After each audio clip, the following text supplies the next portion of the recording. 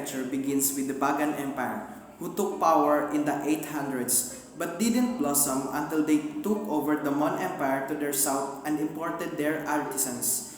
This led to the growth of Buddhism and the city of Bagan, from which nearly all traditional Myanmar architecture has evolved. In about 1500 BC, the people of Myanmar had become some of the very first humans on the planet to begin making bronze, farming rice, and domesticating animals. And by 2500 years ago, the region had become an important link in the trade route between the Middle East, India, and China. Myanmar's geography is one of the greatest causes of its current culture and past isolation, as the land is fairly inaccessible. Most conspicuous and impressive evidence of Myanmar's artistic culture is undoubtedly to be found in the country's ancient architecture. As is the case in much of Southeast Asia, almost all traditional Burmese art was devotional in nature and produced for display in or around temples and pagodas. Massive exception to these are the Buddhist temples and pagodas that can be found in every corner of Myanmar. The sheer number of them, leading Myanmar to be called the land of a million pagodas.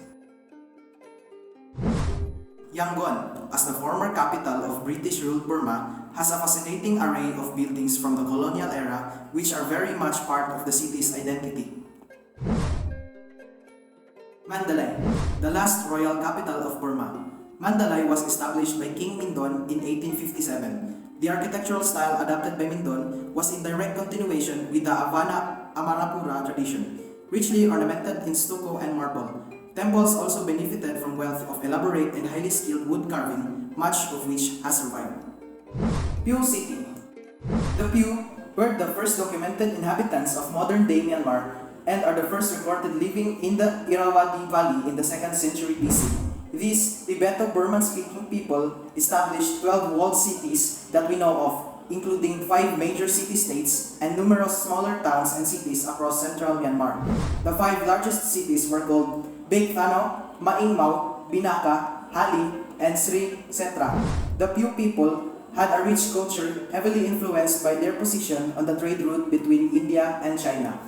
Pagan Kingdom began with the great king Anawrahta took the throne in 1044. Anawrahta immediately set about building the pagan empire, which involved a series of broad-reaching socio-economic and religious reforms, uniting the regions that would later form modern-day Myanmar for the first time in the country's history. These reforms included the introduction of Theravada Buddhism to Upper Myanmar, an extremely important development in the country's history. Colonial architecture. Besides Myanmar's ancient religious buildings, the country also has a few excellent examples of colonial architecture dating back to days of British rule. There are some interesting examples to be found in Yangon, Pien Ulwin, Salai, Maulamien, and Mik. Wooden architecture. Traditionally, most buildings in Myanmar were built from wood, and most Burmese still live in wooden houses today, especially in rural areas. The most famous and photographed wooden structures in New Bing Bridge, a 1.2-kilometer thick wood bridge that was built in 1850 and believed to be the oldest and longest such structure in the world. Burmese architecture. There are essentially 3 kinds of Buddhist structures. Number 1, stupas, bell-shaped structures that contain a holy relic or scripture. Number 2, temples, place of worship somewhat similar to a church.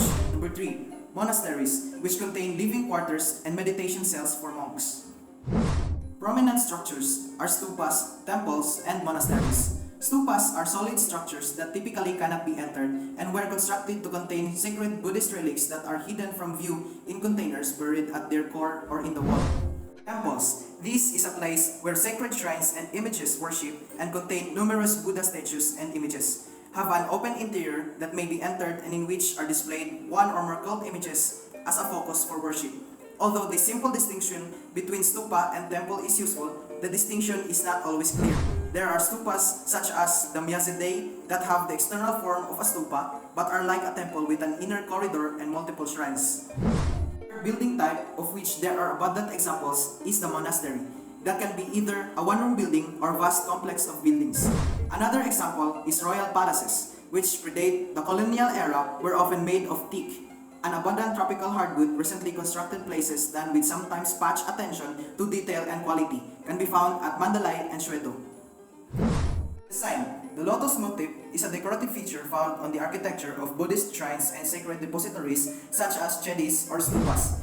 The upper part of a chedi just below the pinnacle consists of a diamond bud, the pennant-shaped vein. The umbrella, or T, is an elongated bulbous portion of the chedi known as a banana bud.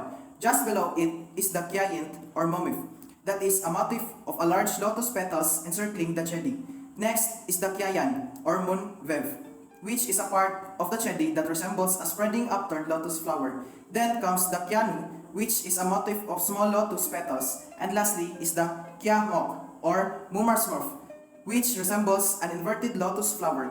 These motifs add to the grace and beauty of chedis. The lotus motif also decorates the pinnacles of tiered roofs of monasteries and the palaces, and there is also a vessel somewhat like a fruit stand decorated with lotus petals for offering food and fruits at sacred Buddha shrines. The exotic lotus is a motif which also adorns the gold thrones on which we place Buddha images. Pagodas and stupas. Burma is famous for its large and graceful pagodas. A pagoda in Southeast Asia is cone-shaped monumental structure built in memory of Buddha. But in the Far East, a pagoda is a tower-like multi-storied structure of a stone, brick or wood, usually associated with the Buddhist temple complex. The pagoda derives from the stupa of ancient India, which was a dome-shaped commemorative monument usually erected over the remains or relics of a holy man or king. Vietnamese traditional homes. According to countries and their cultures, the traditional house is made largely of bamboo. Flattened pieces of bamboo made into large, plated sections are used to make the walls. The floors are made of bamboo planks or wood. The frame of the house is made of wood, with hard and durable wood being used for the house posts. Roof coverings are made of a variety of materials including thatch, made from broad-leaved grass or palm fronds. Roofs may be covered with tiles, wooden shingles, or zinc sheets. Some old houses use whole tree trunks for pillars and have splendid thick paneling. The front of the house usually has a veranda that is raised a few feet off the ground. This is the public area where guests entertain. The center of the house is the living area for the family. And this is the end of the session. Thank you for watching until the end. In the next session, we would talk about more example of prominent structure in Myanmar architecture.